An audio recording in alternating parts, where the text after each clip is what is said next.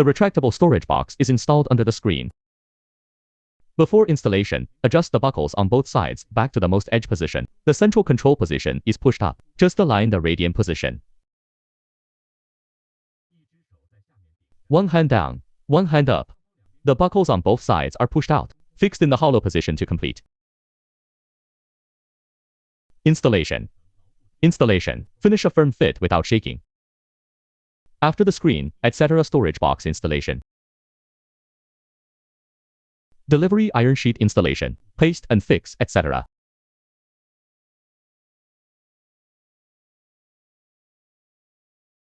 Bottom cup with magnet design can be fixed with iron sheet, etc.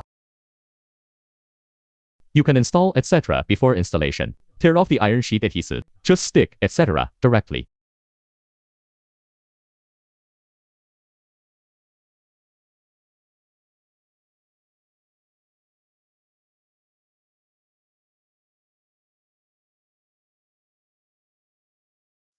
Firm and not shaking. Install. Place directly on the screen. Press down on the good position and fit it to complete the installation.